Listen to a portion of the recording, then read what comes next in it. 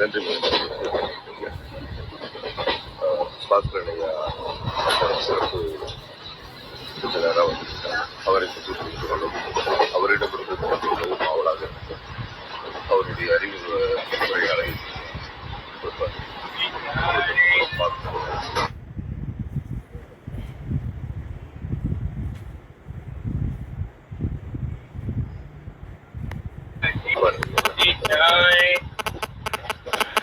அனைவருக்கும் இனிய காலை வணக்கங்கள். மாதம் ஒரு சிறப்பு சிந்தனையாளர் அந்த வரிசையில் இன்று நாம் சந்திக்கின்ற நண்பர் ரோட்டரி பாஸ்கரன் அவர்கள். அவர் ஆரோக்கிய புரட்டு ஐயா மூலமாக அவருடைய தளத்தில் மிக மேன்மை பொருந்திய பேச்சுக்களால் ஈர்க்கப்பட்டவன். அவர் நீண்ட நாட்களாக தொடர்பு கொண்டு நம்ம தளத்தில் பேசுமாறு அழைத்ததற்கு பல இடர்பாடுகள் இருந்தாலும் இந்த வாரம் கண்டிப்பாக பேசிய முடிச்சிடுறேன் அப்படின்னு சொன்ன ஐயா அவர்கள் 70 இந்த மண்ணை பிடித்தார். 97 சண்முக பிரியா என்ற மங்கையை கரம் பிடித்தார். பெற்றோர் ரோட்டரியன் சிவக்கொழுந்து பஞ்சலட்சுமி இவர்கள் கல்வித்துறையை சார்ந்தவர்கள், ஆசிரியர்கள் தான்.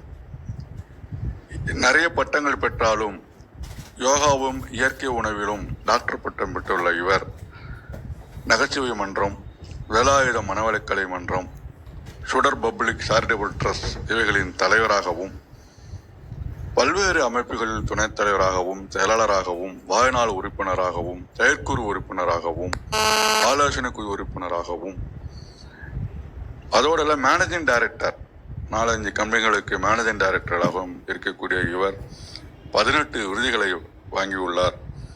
7 நூட்களை இயற்றியுள்ளார். அந்த 7ல் 5 ஆனது லைப்ரரிக்கு ரெக்கமெண்ட் பண்ண புத்தகங்கள். தன்னுடைய A1 என்ற அரிய வகை பிளட் 62 முறை இதுவரை டொனேட் பண்ணியுள்ளார். ரோட்டரி சங்கத்துக்கு, இன்டர்நேஷனல் ரோட்டரி சங்கத்துக்கு கிட்டத்தட்ட $10,000 தனது உதவியாக கொடுத்து பெரும் பங்காற்றியுள்ளார். அதோடு இல்லாமல் கிட்டத்தட்ட 2000க்கும் மேற்பட்ட கூட்டங்கள், பள்ளி, கல்லூரி, இப்படி பல்வேறு கூட்டங்களில் பேசியவர். தொலைக்காட்சி பட்டிமன்ற நடுவராக இருந்தவர். இப்படி பல சாதனைகளை செய்து, ரோட்டரி சங்கத்திலும் பல சாதனைகளை செய்து, அவர் நகைச்சுவை அப்படின்றது அவர் முகத்திலே தெரியுது. ஃபோட்டோவில் பார்த்தாலே நமக்கு ஒரு ஈர்ப்பு வந்துடுது. அவருடைய பேச்சாற்றல் பார்த்தீங்கன்னா ஒரு ஸ்பெஷாலிட்டியாகவே இருக்கும். உங்களை எல்லாம் கவர்ந்து ஈர்த்து விடுவார். அவர் மூலமாக திருமந்திரம் 4 பேரை சென்று அடைய வேண்டும் என்கின்ற எனக்கு ஒரு உந்துதல் காரணமாக அவர் தொடர்பு கொண்டதுக்கு ரொம்ப மகிழ்ச்சியாக என்னுடைய எளியனுடைய ஏற்பை ஏற்று இன்று 3000ஆம் திருமந்திரம் ஒரு பெரிய அப்பளத்தை அப்படியே நொறுக்கி நமக்கு கொடுக்க உள்ளார். மிக்க நன்றி. வாருங்கள் ஐயா. வணக்கம்.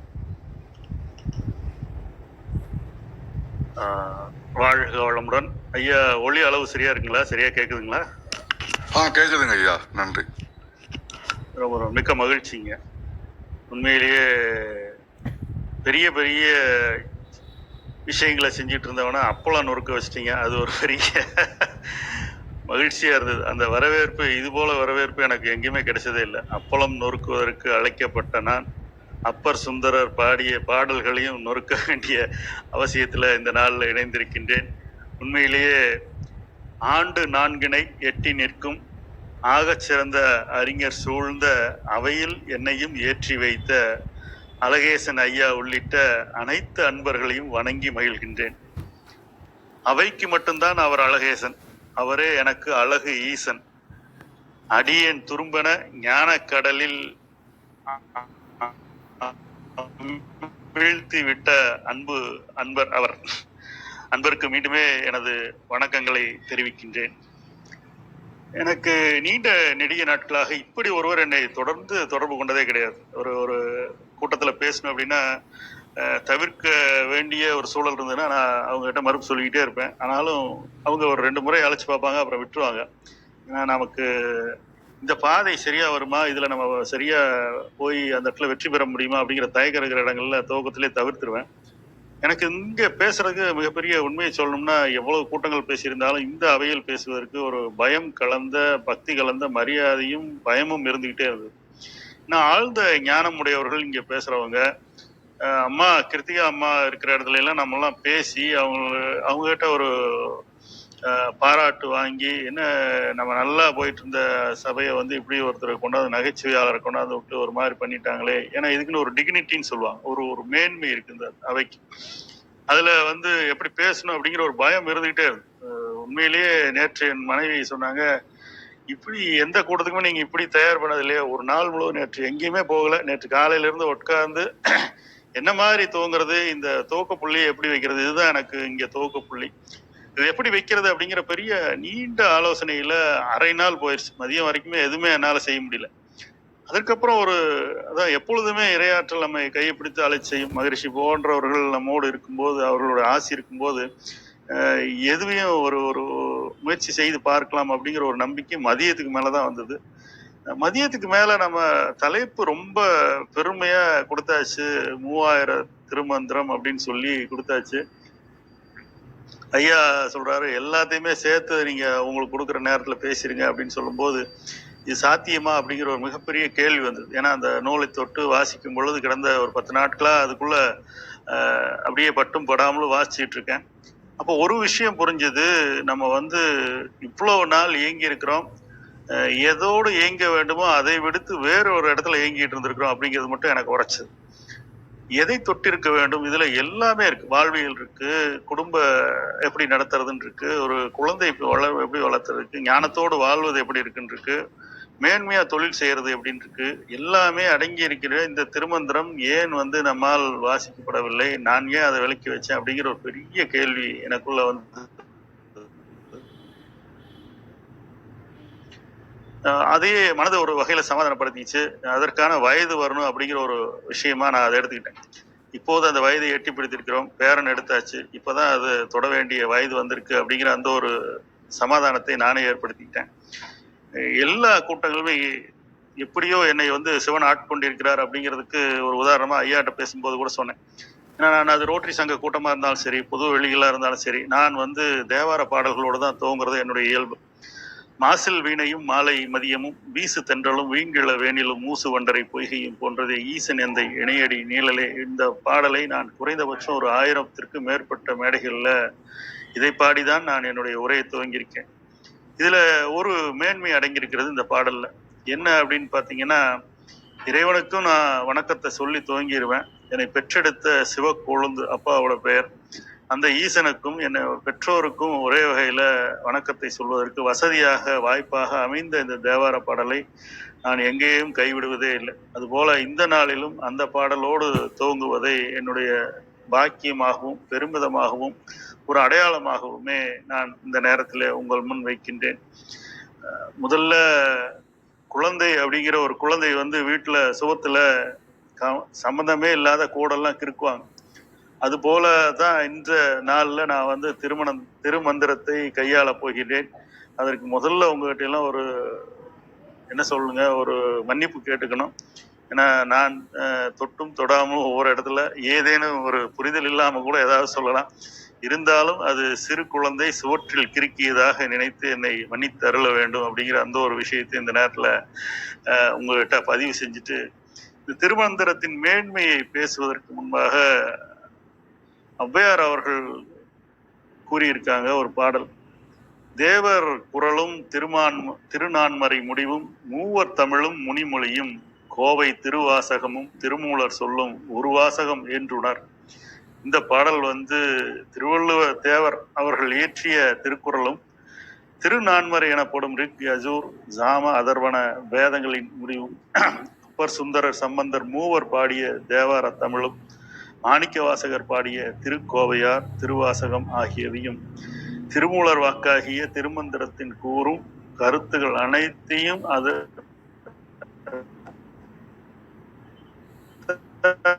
நூல்கள் இருக்கிற கருத்து இந்த ஒற்றை புத்தகத்தில் இருக்கு அப்படிங்கிறது தான் இந்த திருமந்திரத்தின் மேன்மையாக இந்த ஒரு பாடல் சொல்லும்.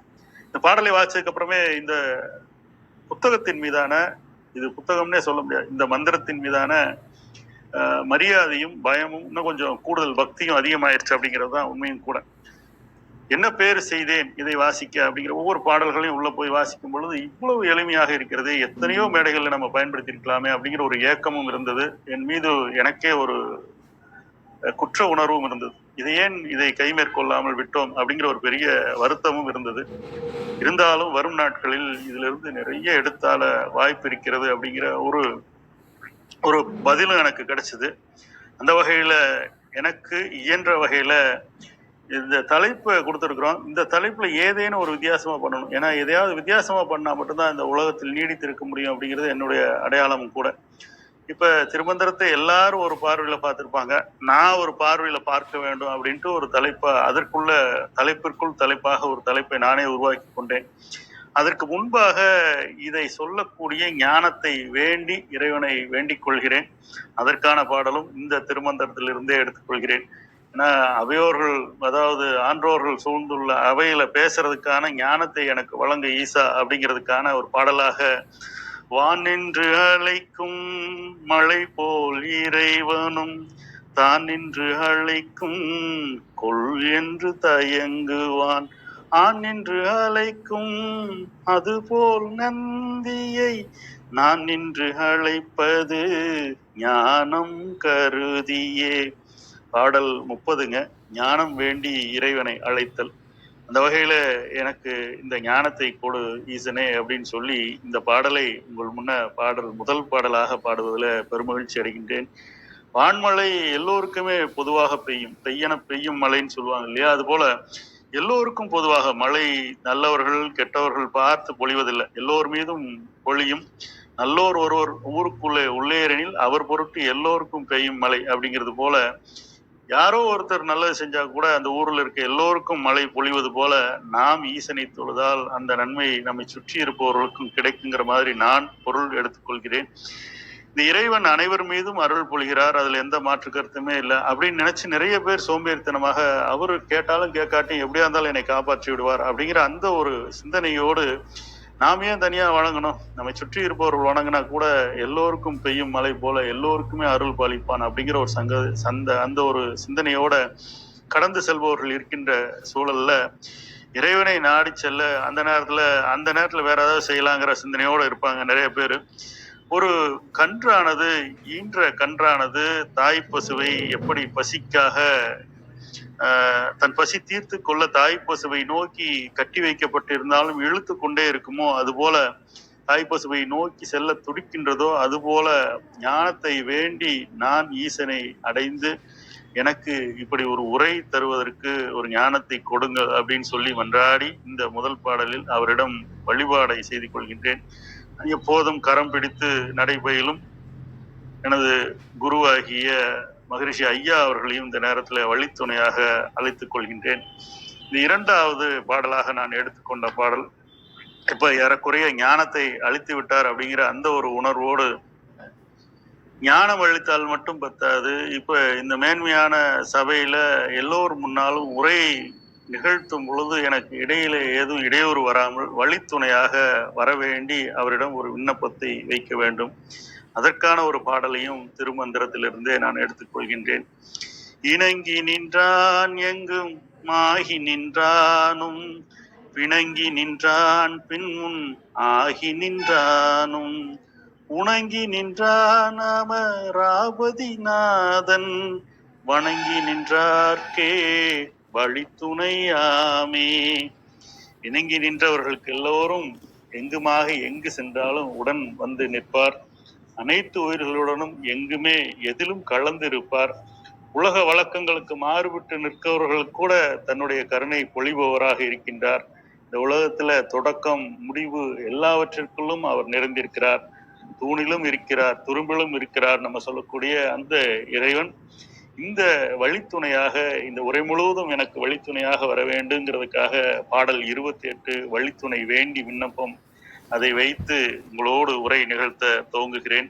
பெரும்பானை வணங்கி நிற்பவர்கள் வழியெல்லாம் நாம் செல்லும் வழியெல்லாம் அவர் வழித்துணையாக வரட்டுங்கிற அந்த வேண்டுகோளோடு, இப்போதுதான் நான் சொன்னேன் இல்லையா, தலைப்புக்குள் தலைப்பு அப்படிங்கிற ஒரு தேடல் இருக்கும்போது எனக்கு ஒரு சின்ன ஒரு வெளிச்சம் பிறந்தது. அது ஏன் ஒரு சிறு குழந்தை முதலாக பள்ளிக்கு செல்லும் பொழுது, ஏன்னா குழந்தைகளோடு பள்ளி நடத்துவோம் அப்படிங்கிறதுனால அந்த குழந்தைகளை பார்த்து அப்படியே பழகிட்டேன். குழந்தைகள் என்ன செய்வாங்க, என்ன கற்றுத்தருகிறோம் அவர்களுக்கு? 1 முதல் 10 வரை கற்றுத்தருகிறோம் எழுதுவதற்கு. ஆ முதல் அக்கு வரை எழுதி கற்றுத்தருகிறோம். இப்ப எனக்கு தமிழ் தெரியும். இப்ப நான் 1 முதல் 10 வரை எழுதி பழகுகின்ற குழந்தையாக உங்களிடம் வலம் வர இருக்கின்றேன். இன்றைய தலைப்பாகவே நான் திருமந்திரத்திலிருந்து 1 முதல் 10 வரை அப்படிங்கிற அந்த தலைப்பை தான் நான் எடுத்து அதிலிருந்து தேர்ந்தெடுத்து தேடி தேடி 1 முதல் 10 வரை எங்கெல்லாம் கூறப்பட்டிருக்கிறது திருமந்திரத்தில் அப்படிங்கிற அந்த ஒரு விஷயத்தை தான் உங்கள் முன்னால் சமர்ப்பிக்க இருக்கின்றேன். 1 அப்படிங்கிற அந்த தலைப்பின் கீழே நான் எடுத்துக்கொண்ட பாடல், ஒன்றே குலமும் ஒருவனே தேவனும் நன்றே நினைமின் நமனில்லை நானாமே, சென்றே புகும் கதி இல்லைனும் சிந்தத்து நின்றே நிலை பெற நீர் நினைந்தும் மீனே. இந்த பாடல் 2104வது பாடல். ஒன்றே குலம் ஒருவனே தேவன் அப்படிங்கிற அந்த விஷயத்தை அரசியல்வாதிகள் சொல்லும் போதுதான் நம்ம காதுல விழுந்திருக்கு. இது எங்க இருந்து எடுத்தாட்கொண்டிருக்கிறார்கள் அப்படின்னா, கடவுளே இல்லைங்கிறவங்க கூட இங்க இருந்துதான் அந்த வரியை எடுத்திருக்கிறாங்க அப்படிங்கிறது திருமந்திரத்தை வாசிக்கும் பொழுதுதான் எனக்குமே புரிந்தது. மனித குலமே ஒன்றுதான், உயர்ந்தவர்கள் தாழ்ந்தவர்கள் இல்லை அப்படிங்கிற ஒரு விஷயத்தை மக்கள்கிட்ட ஜனரஞ்சகமா எடுத்துட்டு போயிட்டாங்க. ஆனா நான் இந்த விஷயத்தை எங்க இருந்து எடுத்தேன் அப்படின்னு யாருமே சொல்லல. இது அந்நாளிலே ஐயா சொல்லியிருக்காங்க, திருமூலர் ஐயா சொல்லியிருக்காங்க, மனித குலம் ஒன்றுதான், இதுல உயர்ந்தவர்கள் தாழ்ந்தவர்கள் யாருமே இல்லை, பிறருக்கு நல்லது நினைத்தால் நமக்கு தீங்கில்லை, துணிந்து நாம் செல்ல வேறு வழி இல்லை.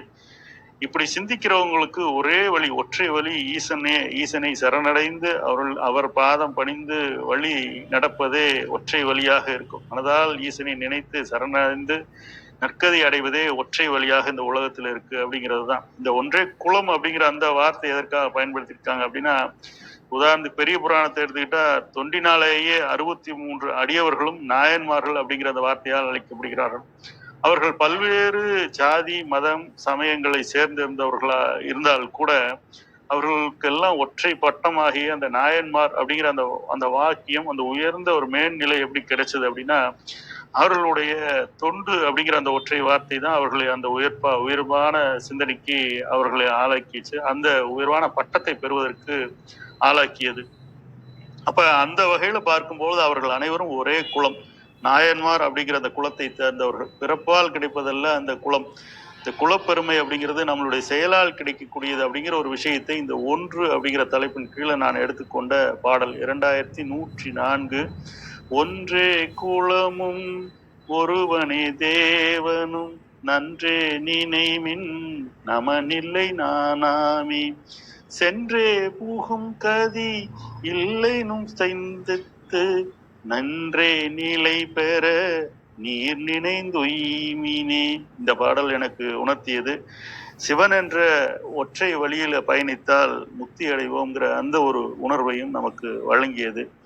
பிறப்பால் கிடைப்பதல்ல அந்த குலம் அப்படிங்கிற அந்த பட்டம், நம்மளுடைய செய்கையாலும் நம்மளுடைய மேன்மையான தொண்டினாலும் தான் கிடைக்கக்கூடியது அப்படிங்கிற அந்த விஷயத்தை நான் இந்த பாடலின் மூலமாக எடுத்துக்கொண்டேன். இப்ப 1 நிறைவடைந்தது. 2 அப்படிங்கிற அந்த தலைப்பின் கீழே நான் ஒரு பாடலை தேர்ந்தெடுத்தேன். அன்பு சிவம் இரண்டென்பர் அறிவிலார், அன்பே சிவமாவ தாரும் அறிகிலார், அன்பே சிவமாவ தாரும் அறிந்த பின் அன்பே சிவமாய் அமர்ந்திருந்தாரே. இந்த பாடல் 270வது பாடல். இப்ப 2 அப்படிங்கிற தலைப்பின் கீழே ஏன் இந்த பாட்டை எடுத்துக்கிட்டேன் அப்படின்னா, அன்பு சிவம் அப்படிங்கிறது 2 அப்படின்னு சொல்லுவாங்க. அறியாதவர்கள் இவை தனி வெவ்வேறு அப்படின்னு சொல்லுவாங்க, 2 அப்படின்னு சொல்லுவாங்க. அப்படிலாம் இல்லை, அன்பு எங்க இருக்கோ அதுவே தான் சிவம் அப்படிங்கிறத தெரிந்தவர்கள் சொல்லுவாங்க. அன்பே சிவமாவதாரும் ஆறும் அறிந்த பின் அன்பே சிவமாய் அமர்ந்திருந்தாரே அப்படிங்கிற அந்த வாசகம் எனக்கு ரொம்ப பிடித்ததாக இருந்தது. இப்ப உணர்வு தான், அன்புங்கிறது ஒரு உணர்வு. சிவம் என்று அழைக்கப்படுகின்ற இறைவனும் வேறு வேறு, உணர்வு வேறு இறைவன் வேறு அப்படின்னு அறியாதவர்கள் சொல்லுவாங்க. ஆனாலும் உணர்விலிருந்து இறைவனை பிரிக்க முடியாது, இறைவனே உணர்வாக காட்சி தருகிறார் அப்படிங்கிறவங்க அறிந்தவர்கள் சொல்லுவாங்க. அதனால அன்பும் சிவமும் ஒன்றேதான் அப்படிங்கிறதுல எந்த விதமான மாற்று சிந்தனையும் இருக்க முடியாது. இது இருவேறு பொருள் அல்ல, ஒன்றாக இணைந்த அசையும் பொருள், அசையா பொருள் மற்றும் ஓரறிவு முதல் 6 அறிவு வரை உள்ள அனைத்து உயிரினங்களின் மீதும் அந்த செலுத்தப்படுகின்ற எதிர்பார்ப்பில்லாத தூய்மையான அன்புதான் சிவம் அப்படின்னு சொல்றாங்க. இந்த வாசகத்தை நம்ம ரொம்ப கவனமா கவனிக்கணும். எதிர்பார்ப்பு இல்லாத தூய்மையான அன்பு அப்படின்னு சொல்றாங்க. எந்த விதமான எதிர்பார்ப்பும் இல்லாத இந்த உயிர்களின் மீது செலுத்துகின்ற அன்புதான் சிவம் அப்படின்னு சொல்றாங்க. அப்படி இருக்கும்போது அது உணர்வாகவும் சிவமாகவும் எப்படி பிரிக்க முடியும்? இந்த ஞானமே நமக்கு தூய்மையான அன்பே சிவம் அப்படிங்கிற அந்த ஒரு விஷயத்தை நமக்கு உணர்த்துது. இப்ப தூய்மையான அன்பு உள்ள இடத்தில் சிவம் உள்ளே இருக்கிறார் அப்படிங்கிறத நம்ம உணரலாம். இந்த பாடல் தான் 2 அப்படிங்கிற எண்ணுக்கு ஆதாரமாக விளக்க தருவதற்காக நான் எடுத்துக்கொண்ட பாடல் 270. அன்பு சிவம் இரண்டென்பர் அறிவிலார், அன்பே சிவமாவதாரும் அறிகிலார். அன்பே சிவமாவதாரும் அறிந்த பின் அன்பே சிவமாய் அமர்ந்திருந்தாரே.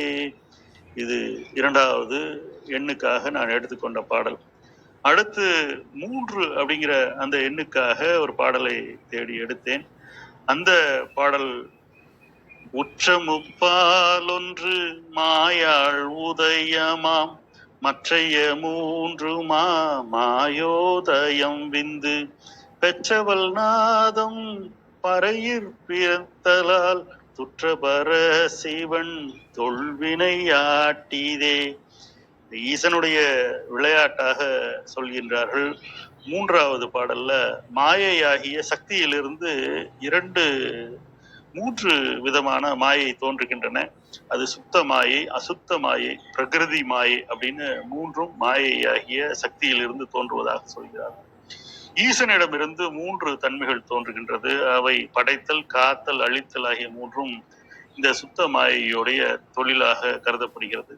இந்த மாயைகளை தாண்டியே ஒளியும் இருக்கின்றது. இவை 2ம் அசையும் சக்தியாகிய பறையிடமிருந்து பிறப்பதால் இவை அனைத்தும் அசையாத சக்தியாகிய பரம்பொருள் சதாசிவமூர்த்தியின் திருவிளையாடலே ஆகும் அப்படின்னு விளக்கம் சொல்லப்பட்டிருக்கிறது. இதுல இருந்து எனக்கு ஒரு சிந்தனை கூட வந்தது. இப்ப பறையிடமிருந்து பரம்பொருள் இவங்க இணைந்து உருவாதான் இது ஒரு திருவிளையாடலாக சொல்லப்படுகிறது. இந்த பறை அப்படிங்கிற இந்த வார்த்தை, இதுல இருந்துதான் பரம்பரை அப்படிங்கிற வார்த்தை தோன்றி இருக்குமோ அப்படிங்கிற ஒரு சிந்தனையும் எனக்கு வந்தது. ஏன்னா பறையிலிருந்து பிறப்பதால் இவை அனைத்தும் அசையாத சக்தியாகிய பரம்பொருள் சதாசிவமூர்த்தியின் திருவிளையாடல்னு சொல்றாங்க.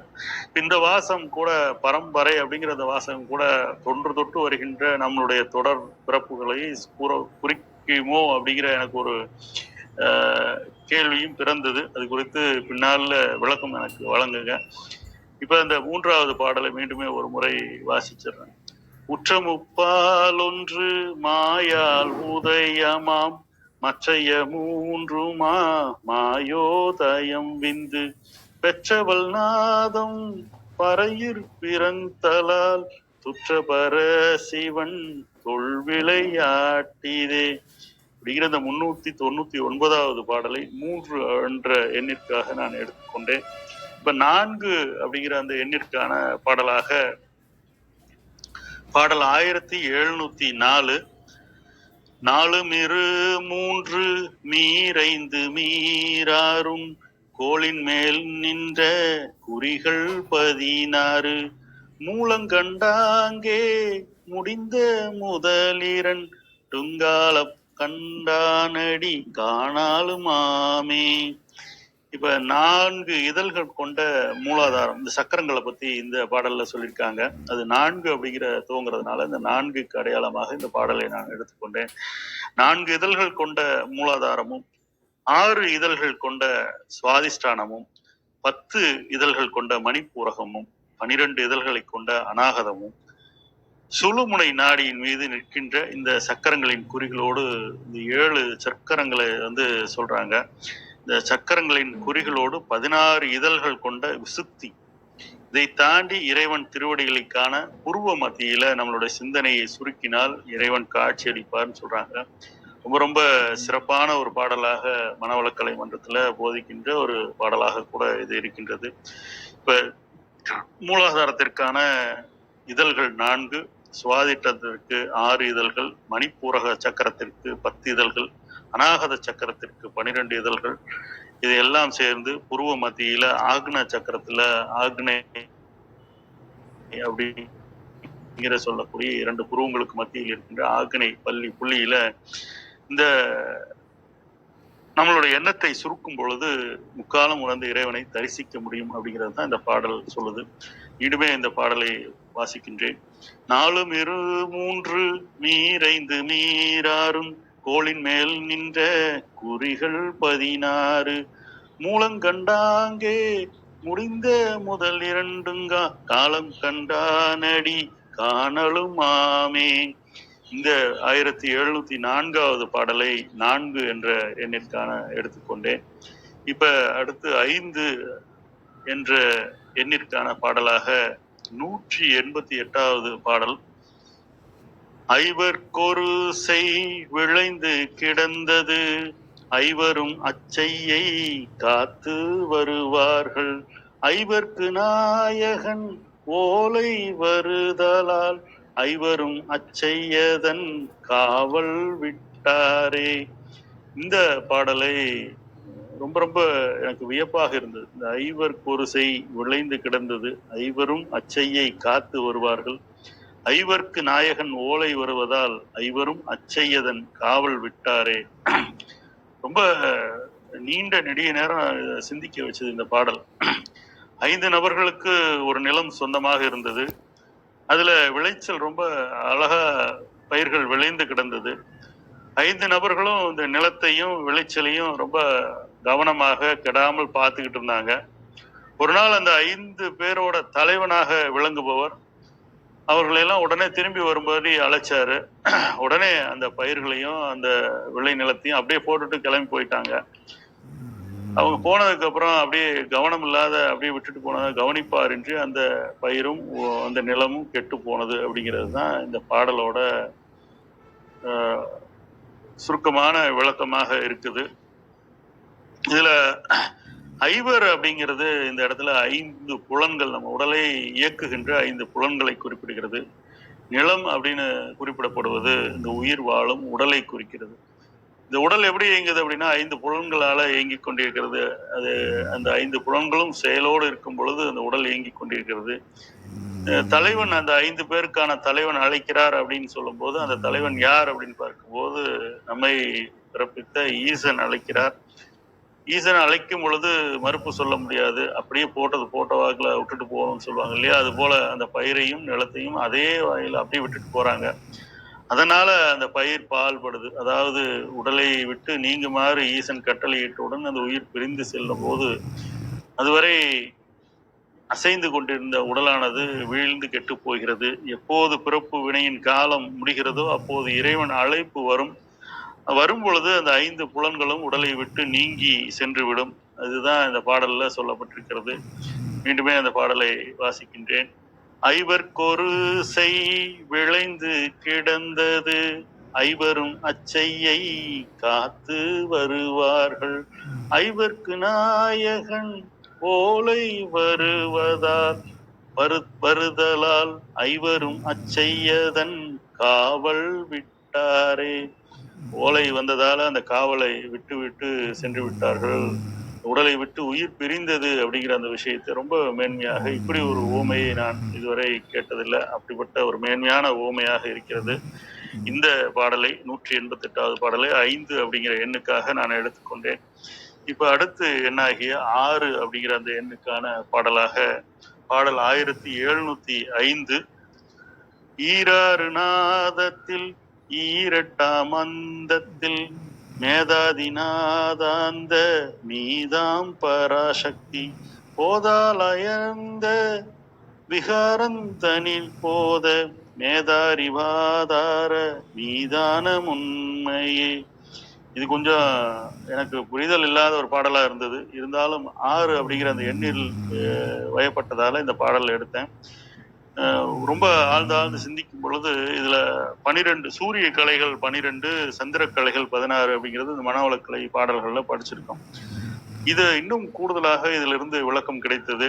சூரிய கலைகளாகிய 12 சூரிய கலைகளையும் ஓசை மையத்திலும் 16 சந்திர கலைகளை அனைத்துமே ஒடுங்கும் மையத்திலும் தலை உச்சியில அனைத்துக்கும் முதலாகவும் ஓசையின் எல்லையாகவும் இருக்கின்ற தளத்தின் மீது வீற்றிருப்பது அசையும் சக்தியாகிய பரம்பொருள் அப்படிங்கிற இந்த விளக்கத்தை சொல்லியிருக்காங்க. அங்கே இப்படி அசையும் சக்தியாக பரம்பொருள் வீற்றிருக்கின்ற இடத்துல அறிவு வடிவாக இருக்கின்ற இறைசக்தி ஆலயமான உடலுக்குள்ளே இறைசக்தியோடு ஆன்மாவுக்குள் ஞானமாகவும் அக்னியாகவும் நிறைந்து உடலுக்குள் இருக்கின்ற 6 ஆதாரங்களையும் இறைசக்தியே இருக்கின்றது அப்படிங்கிறது தான் இந்த பாடல்ல சொல்லப்பட்டிருக்கிறது.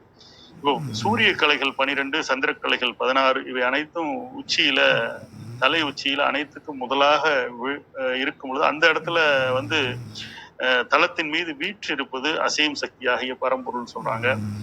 அங்கே அறிவு வடிவாக இருக்கின்ற இறைசக்தி ஆலயமான இந்த உடல் வந்து ஆலயமாகவும் அந்த தலையின் மீது உச்சியில் வீற்றிருக்கின்ற பரம்பொருளே இறையாகவும் கருதி இந்த இறைசக்தியோடு ஆன்மாவுக்குள் ஞானமாகவும் அக்னியாகவும் செயல்பட்டு கொண்டிருக்கிறார் அப்படிங்கிறது தான். இதுதான் உண்மையை மேதாரி வாதார மீதான உண்மையே அப்படின்னு சொல்லி இந்த பாடலை நிறைவு செய்யறாங்க.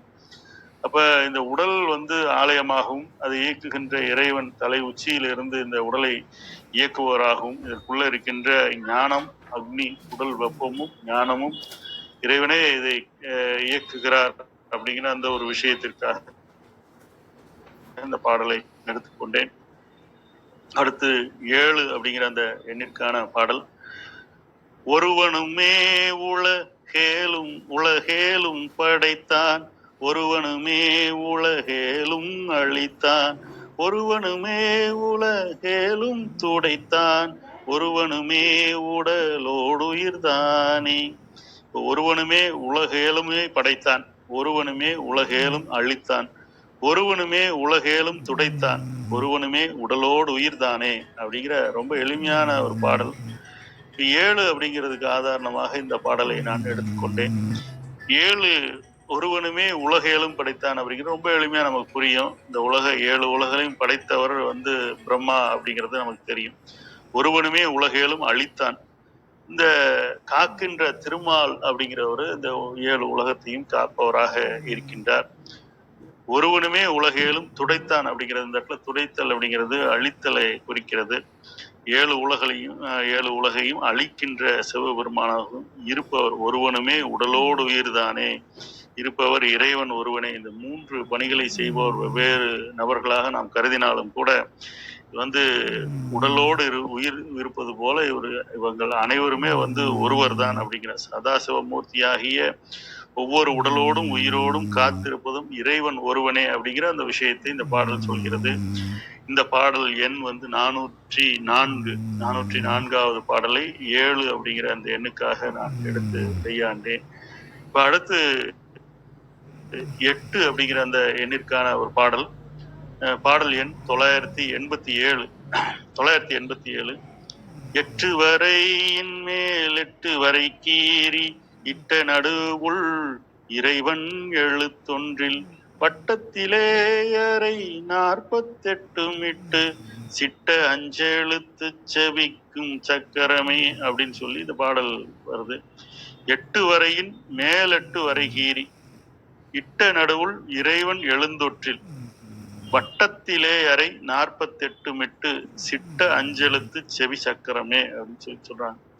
இப்ப 8 வரையின் மேல் 8 வரை கீறி அப்படின்னா ஒரு நேர்கோடாக 8 கோடுகளை வரைஞ்சிக்கிட்டு அதுல மேல் 8 வரை கீறினா குறுக்காக 8 கோடுகளை வரைஞ்சோம்னா இதற்குள்ள 48 கட்டங்கள் கிடைக்கும் அப்படின்னு சொல்றாங்க. இடமிருந்து வலமாக 8 கோடுகள், மேலிருந்து கீழாக 8 கோடுகள் வரையும் போது அதற்குள் 48 கட்டங்கள் கிடைக்கும் சொல்றாங்க. இதுல நடு மையத்தில் இருக்கின்ற நடுவில் உள்ள கட்டத்துல ஓம் என்ற எழுத்தை எழுதிட்டு அதை சுற்றியுள்ள கட்டங்கள் அனைத்திலும் சிவாய நம எனும் எழுத்தை மாற்றி மாற்றி அமைத்தால் வரும் சக்கரமே வணங்க உகந்த சக்கரமாக இருக்கும். இது திருவம்பல சக்கரம் அப்படின்னு சொல்லி சொல்லப்படுகிறது. இது ஒரு மேன்மையான குரலாக இருக்கிறது. நமக்கு வாழ்வதற்கு வழிகாட்டும் ஒரு சக்கரத்தை எப்படி உருவாக்குவது அப்படிங்கிற அந்த வழியையும் இந்த பாடல் காட்டுகின்றது.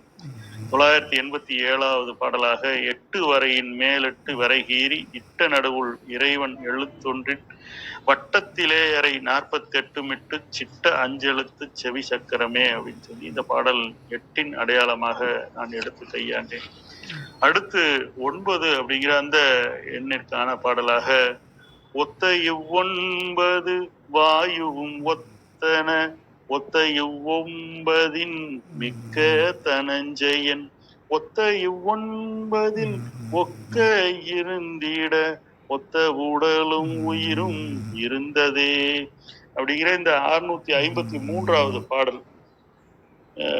ஒத்த இவ்9 வாயு 9 அப்படிங்கிறது நம்ம அறிவோம். அந்த 9 வாயுக்கள் என்ன அப்படின்னா பிராணன், அபானன், வியானன், சமானன், நாகன், கூர்மன், கிருகரன், தேவதத்தன், உதானன் அப்படிங்கிற இந்த 9 வாயுக்களும்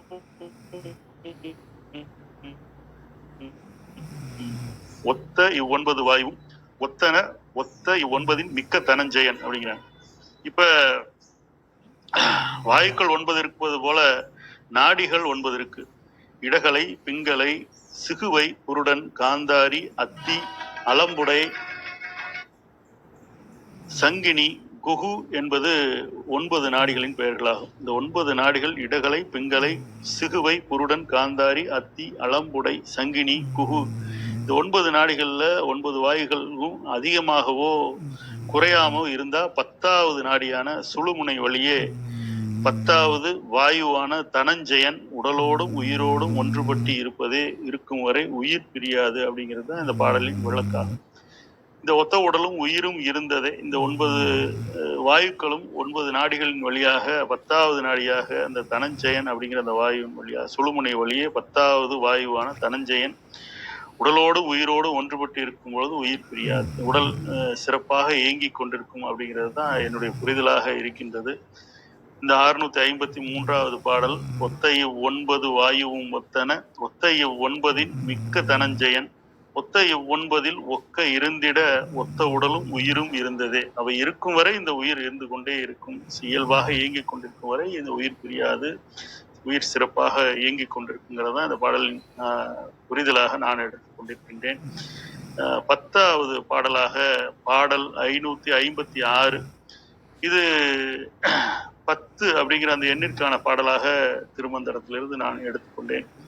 தூய்மை அருளூன் சுருக்கம் பொறை செவ்வை வாய்மை நிலைமை வளர்த்தலே மற்றிவை காமம் களவு கொலையன காண்பவை நேமி ஈரைந்து நியமத்த நாமே.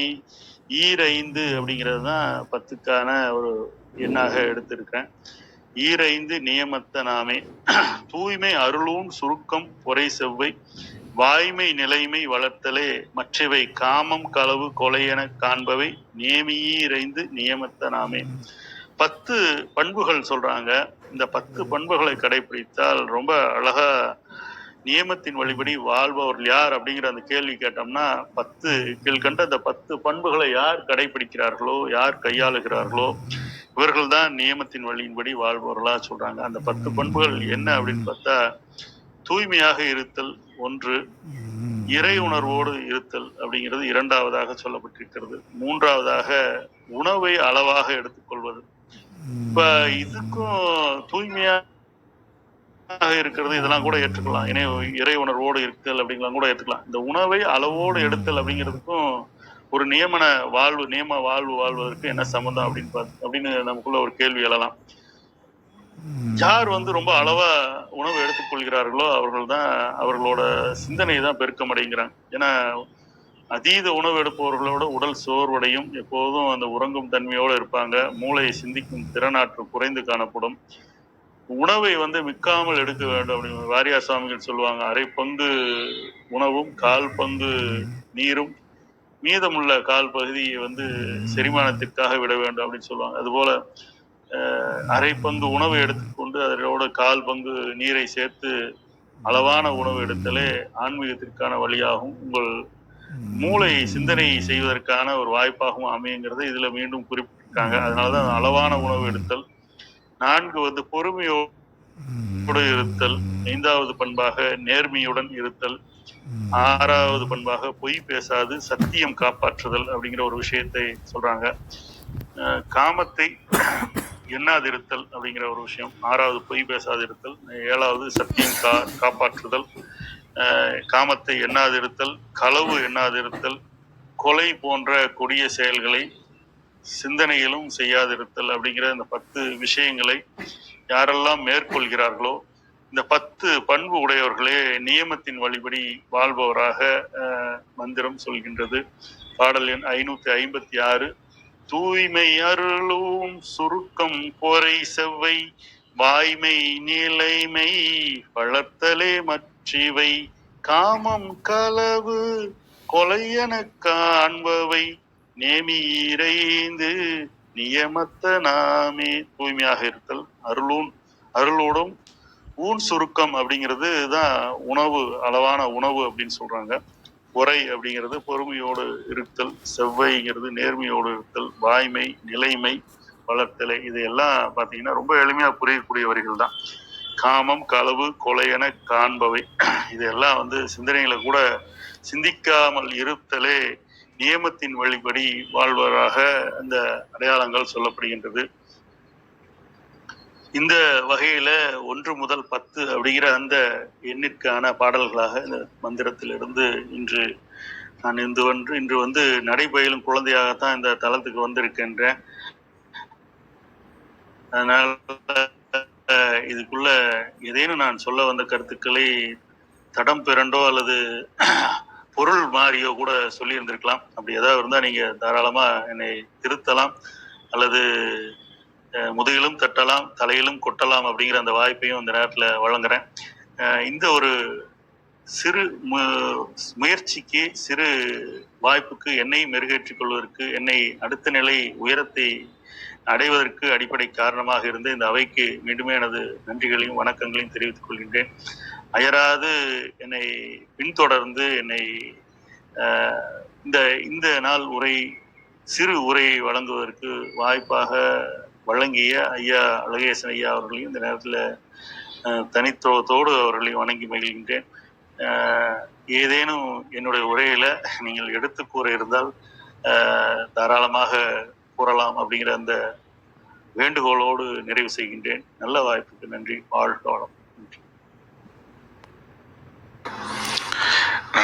நன்றி ஐயா. அதாவது நம்மள்டே சொல்லிட்ட மாதிரி அப்பளம் மாதிரி நொறுக்கி பாயசத்தை ஊற்றி சுவையோட கொடுத்துட்டீங்க.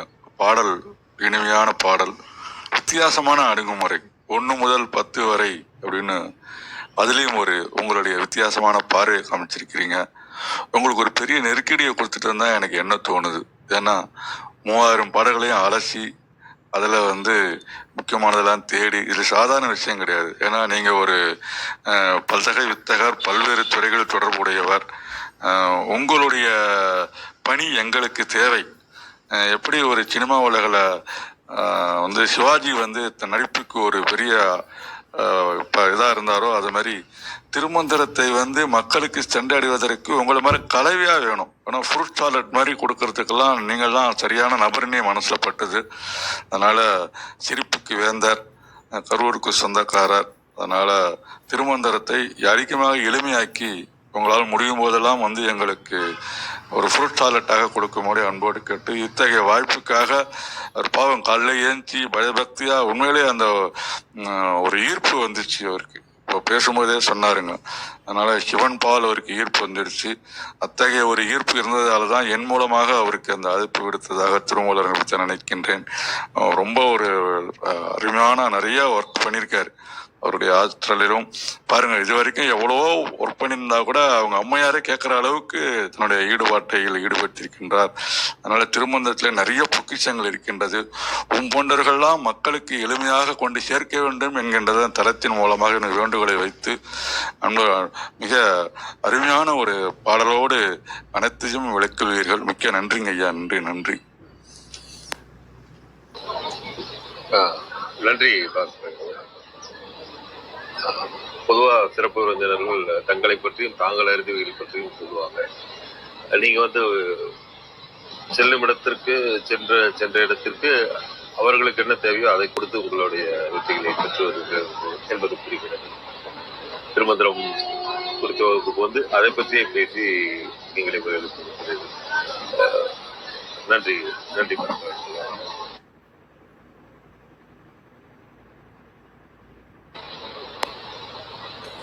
கிருத்திகாமா, உங்கள் பார்வை.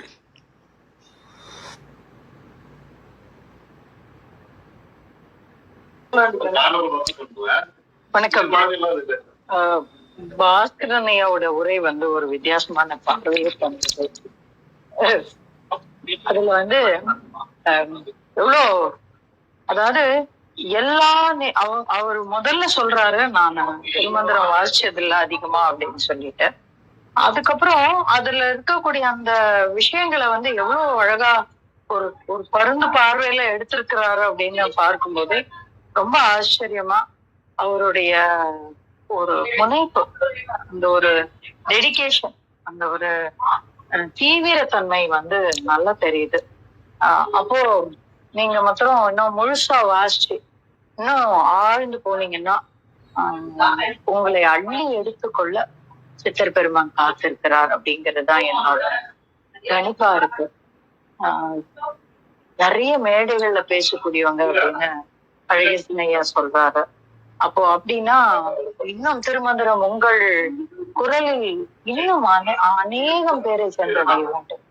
ஏன்னா அதற்குண்டான ஒரு கருவியாக கூட, அதற்குண்டான ஒரு துவக்கமா கூட இந்த நாளை அமைஞ்சிருக்கலாம் தோணுது. ஏன்னா திருமலர் தனக்கானவர்களை அவரே தேர்ந்தெடுத்தார். அப்போ அதற்குண்டான துவக்கம் இதுல ஒரே ஒரு விஷயம் தான் நான் சொல்ல ஆசைப்படுறேன். எல்லா வயசுலயும் திருமந்திரத்தை தொடலாம். எந்த வயசுல தொட்டாலும் நம்மளால அந்த திருமந்திரத்தை புரிந்து கொள்ள முடியும். ஆனா இந்த மாதிரி ஒரு உயர் புரிதல ஒரு ஒரு வாசிப்புல உங்களால அடைய முடிஞ்சிருக்கு அப்படின்னா நீங்க இன்னைக்கு தொடரலாம் இந்த திருமந்திரத்தை. உங்களுடைய பிறவிதோறும் அதை அனுபவிச்சுட்டு வந்திருக்கீங்க. அதுல ஒரு ஒரு இடையில ஒரு கேப் இருந்தது, அவ்வளவுதான். அப்ப நீங்க விட்ட இடத்துல இருந்து தோங்குகிறீர்கள். அதுதான் ஞான பாதையினுடைய மிகப்பெரிய சிறப்பு. அப்போ இந்த இடத்துல உங்களுடைய திருமந்திர துவக்கம் இனியும் தொடர, இன்னும் அது உங்க குரல்ல இன்னும் நிறைய பேருக்கு சென்றடையுது. நாம் அதற்கான கருவியாக அமைவோம் அப்படிங்கிறதுதான். அதற்குண்டான எல்லா தகுதியும், அதற்குண்டான எல்லா வளமையும் உங்களுக்கு இருக்கு. சோ திருமூலர் உங்களை தன்னுடைய கருவியாக ஆக்கி கொள்ள வேண்டும், ஆக்கிக் கொள்ளுவார் அப்படின்னு நான் நினைக்கிறேன். மிச்சப்படி இங்க இருக்கிறவங்கள்ட்ட எல்லாம் பேசுறதுக்கு தயங்கவே வேண்டாம். எல்லாருமே மாணவர்கள் தான். இன்னைக்கும் எத்தனை தடவை வாசிச்சாலும் திருமந்திரத்துல அன்னைக்கு பேசும்போது புதுசா ஒரு விஷயம் தோணும். அதான் திருமந்திரத்தினுடைய சிறப்பு. அதனால இங்க எல்லாரும் மாணவர்கள் தான். தினமும் கற்றுக்கொண்டு இருக்கிறோம். தினமும் நாம் வந்து புதிய புதிய விஷயங்களை திருமூலர் நமக்கு கற்று தந்து கொண்டே இருக்கணும். அதனால தயவு செஞ்சு அவங்க பெரியவங்க எங்க பெரியவங்கன்னு யாரையும் தள்ளி வச்சுக்காதீங்க. நாங்க எல்லாரும் அவங்களோட சேர்ந்து கத்துக்கிறோம். அதான் உண்மை. ஒரு அற்புதமான மனிதரை, அற்புதமான ஒரு பேச்சாளரை, ஒரு ஒரு நல்ல பாத்திரத்தை நமக்கு அறிமுகம் செய்த இந்த சபைக்கு நன்றி கூறி, அழகேசன் ஐயாக்கும் நன்றி. வாழ்க, இன்னும் மேலும் மேலும் திருமந்திரத்தில் ஆழ்க என்று சொல்லி என்னுடைய பகிர்தலை நன்றி.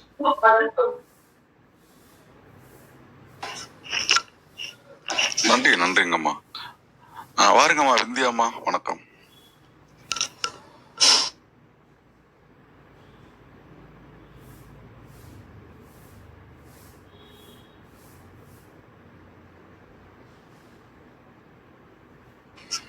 விந்தியாம்மா இருக்கீங்களா?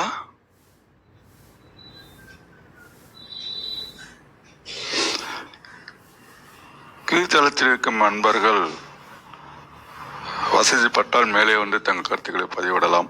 உங்களுடைய பௌர்ணமி அம்மாவெல்லாம் நீண்ட காலமா தொடர்ந்து வந்துகிட்டு இருக்கிறாங்க. வாருங்கள் அம்மா.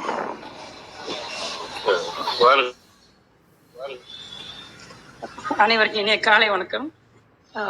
ரொம்ப அருமையா இந்த திருமந்திரம் வகுப்புக்கு வந்து கலந்துக்கிறதே எனக்கு ஒரு பெரிய ஒரு வரமா இருக்கு. கடவுளா எழுத்து கொண்டாந்து விட்டது மாதிரி இருக்குது.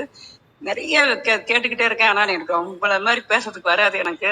இன்னைக்கு பாஸ்கர் ஐயா வந்து 1ல இருந்து 10 வரைக்கும் பேசுனது வந்து எனக்கு ஒரு சினிமா பாடல் ஞாபகம் வந்துச்சு. இந்த சினிமால வந்து 1ல இருந்து 10 வரைக்கும் சுமனை பத்தி பாட சொல்லுவாங்க.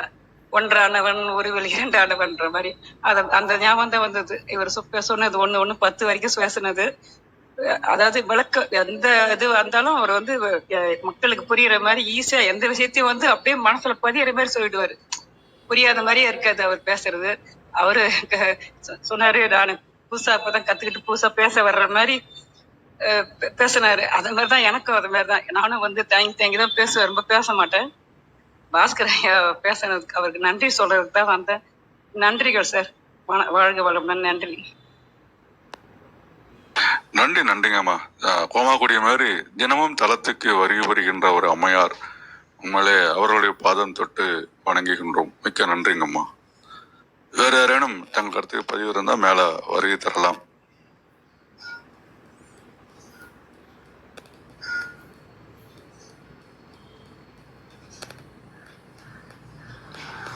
பாஸ்கரன் ஐயா, நீங்கள் ஏதாவது ஏற்பாடு எடுத்துக்கிறீங்களா? மிக்க நன்றி ஐயா. மகிழ்ச்சி. நன்றி தான் சொல்லணும். எவ்வளோ நன்றி சொன்னாலும் தகும். உண்மையிலேயே அம்மா சொன்னது போல ஏதோ ஒரு தொடர்பு இருந்துக்கிட்டே இருக்கு. இது குறித்து நிறைய சிந்திக்க துவங்கியிருக்கோம், எடுத்தாள துவங்குகிறோம். இதுல இருந்து நிறைய பாடல்களை மேடைகளுக்கு எடுத்துக்கொள்வதற்கான வாய்ப்பு இருக்கு அப்படிங்கிறத இந்த நாளில் உணர்ந்திருக்கிறோம். அதற்கான துவக்க புள்ளியாக கூட இந்த நாள் இருக்கிறது அப்படிங்கிறது தான் உண்மை கூட. மிக்க மிக்க மகிழ்ச்சிங்க. நன்றிங்க. நன்றிங்க ஐயா. பாருங்க ஐயா, கோமாக்குடி ஐயா. வணக்கம். நன்றிங்க. ரொம்பவே சிறப்பாக இருந்ததுங்க. பாஸ்கரன் ஐயாவை வந்து நான் ஒரு பல்வேறு தளங்களில் வந்து நான் பார்த்துருக்கேன். ரொம்ப சிறப்பாக பேசுவாங்க. ஆனால் வந்து திருமந்திரமும் வந்து இந்த அளவுக்கு வந்து பண்ணுறது ரொம்ப சிறப்புங்க. அதில் இந்த மகேந்திரன் ஐயா தான் அந்த மாதிரி வந்து அனைத்து தளங்களும் வந்து போவாங்க, மற்ற யாரும் வந்து பேசுகிறவங்க இந்த தளத்துக்கு வந்து வரமாட்டுறாங்க அப்படின்ற வருத்தம் இருந்துச்சு. அம்மா சொல்கிற மாதிரி வந்து பாஸ்கரன் ஐயாவுக்கு வந்து ஏதோ ஒரு தொடர்பு இருக்கிறதுனால தான் வர்றாங்க அப்படிங்கிறது வந்து நல்லா தெரியுதுங்க. நன்றிங்க. நன்றி. பாருங்க அரங்கோ ஐயா, வணக்கம். ஐயா வணக்கம். பாஸ்கர் ஐயாவோட உரை கேட்டேன், மிக மகிழ்ச்சி.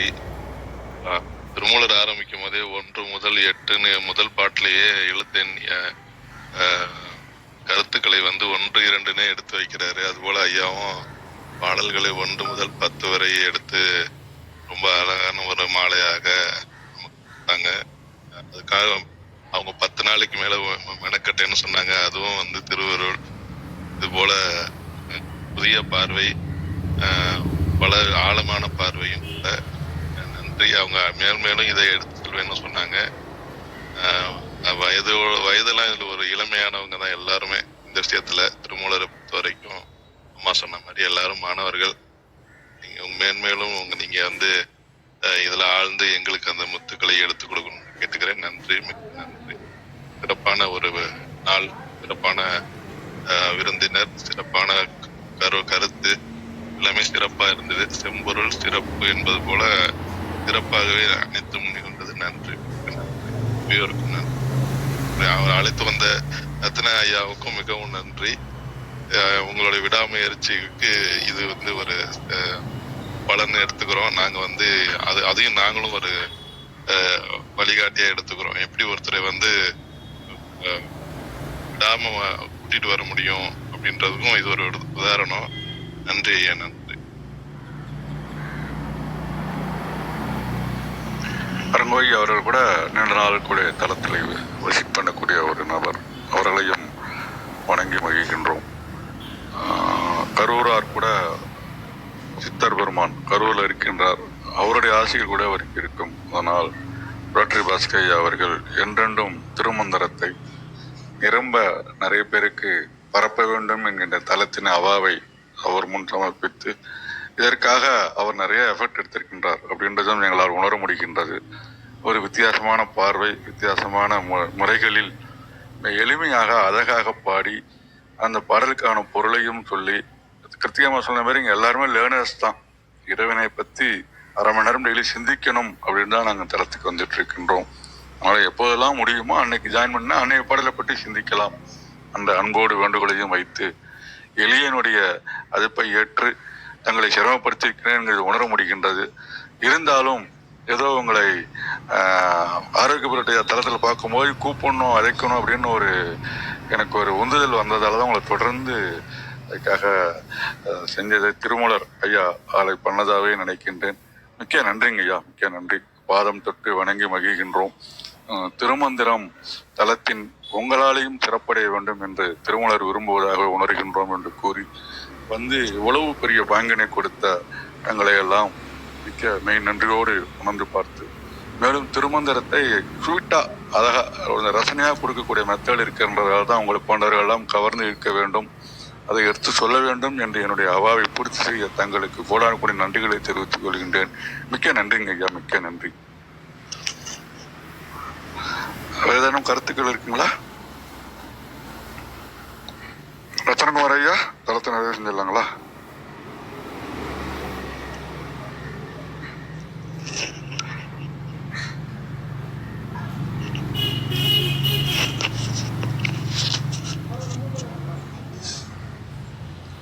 ரத்தனகுமார் ஐயா, மணி 8 ஆயிடுச்சு. காலம் கருதி தளம் சீக்கிரமே நிறைவு செய்யப்படுகின்றது.